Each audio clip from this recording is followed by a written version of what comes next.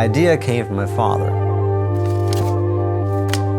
He told me about their pictures on the walls in the subway stations of old buildings, old New York.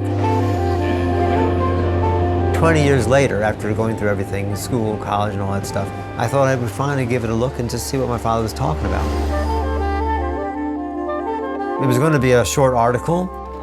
I was going to illustrate some stations with some pictures and tell the stories, but it kind of ran away with me.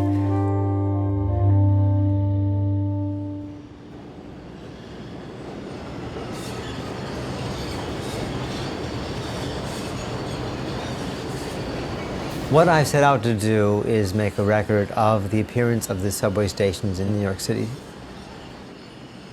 I take drawings of the mosaic or faience designs on the walls which embellish the stations. I devote as much of my time as I can to doing it. Evenings, weekends, vacation time even. It's a sort of a consuming project.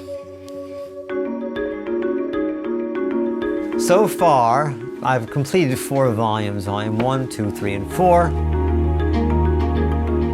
My ambition is to take care of all the lines until all 496 or 469, 470 stations have been recorded and seen. Why am I doing it? Okay. My purpose in doing this study is to make a record of what we've got. I want to document when it was done and who did it. So that's what I want to do. That's my focus, is to give credit to those who made it possible. I really started in earnest in 1978. And I thought I'd get this project finished and wrapped up by the year 2030, which is only 14 years from now. Perhaps I have to re-estimate and suggest maybe closer to 2040. I'll be in my 90s then. Hope I can still see. The pleasure of doing the job is payment. I've committed to it, that's all. It's my purpose, it's my life. It's become my identity. So I have to live up to it.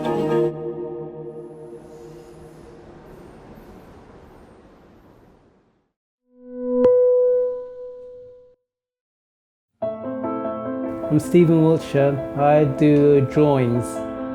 Stephen is an artist who creates incredibly intricate drawings of cityscapes.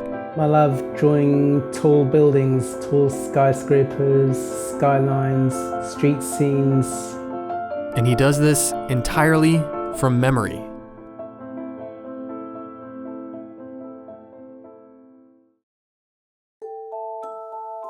When Stephen was 3, he was diagnosed as autistic.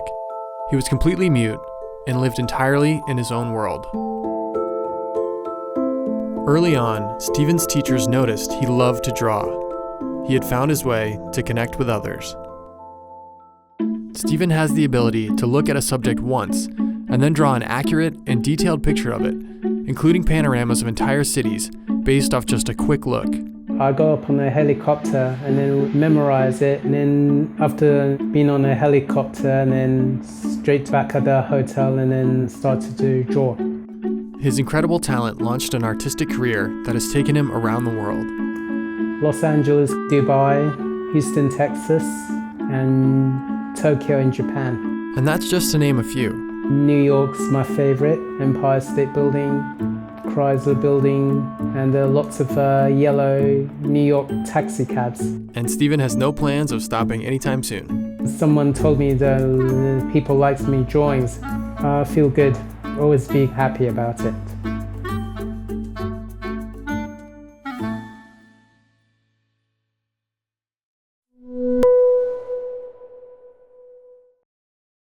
These paintings, they aren't done with acrylic, oil, or watercolor. Excel を使って絵を描いてます。 Microsoft Excel, the computer program.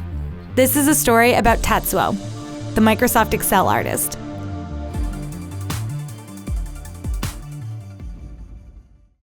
私はね、堀内達夫と言います。77歳です。When Tatsuo retired, he decided he wanted to paint. But there was one problem. He was cheap. 始めるきっかけがね、最初から挑戦的でしたからね。パソコンでどうしたら絵描けるだろう。絵の具買うお金もいりませんね。水を持ってくる必要もありませんね。He didn't even want to pay for an art program. So he used what was already on his computer. そういうね、ケチな考えからね、Excel がいいなと、安いプリンターでね、これだけできますよ。So how do you paint in Excel? The line tool, it's usually used for spreadsheet graphs. That you can make trees with. And the bucket tool, it helps with subtle shading on, for example, the crest of a volcano. で、そういうことができるんだっていうのは、まあ、それ一つずつの発見で今は簡単にできますからね。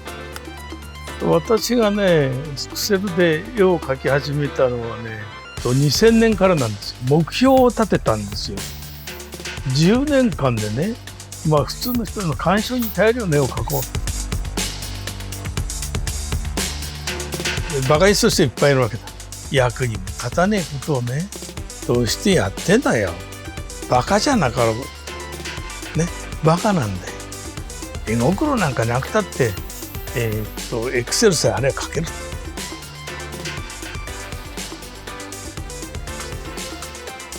絵というのはね、なかなか売れないんじゃないの？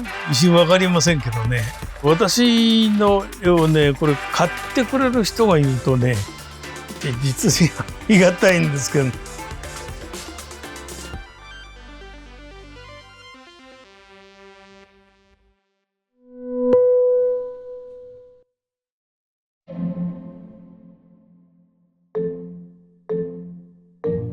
People make assumptions all the time. So let's get the record straight. If I was a drug addict, how could I have possibly have done all this? I'm Lisa Frank, and this madness that you see and all this excitement started with me. I know that you weren't comfortable being on camera. Is there an element to the secrecy? Well, the secrecy has worked for so long. Like, why come out of the closet? I mean, I don't want to disappoint anybody. What if I'm not who they want me to be? Our look has really been consistent for 30 years, and people have tried to tell me bright colors aren't in, you should do pastels, and it's not who I am. We are entering the vault that has all the original artwork in it. Okay, I better figure out how to open it before you film it. The room is fireproof so that we don't lose the original art. But look how bright everything still is. We were involved in the big sticker craze in the 80s. Then it went to school supplies because a sticker is 1 inch to 3 inches. So it was more fun to get the art bigger. And you can see it says library sample, do not remove. That means like it's probably one of a kind. Yeah. In hindsight, we could have been even smarter, like keeping 12 of everything. There are some things I don't even have. It was so exciting because we were onto something that no one else was really onto. I mean, people thought I had horns coming out of my head when I would suggest things early on.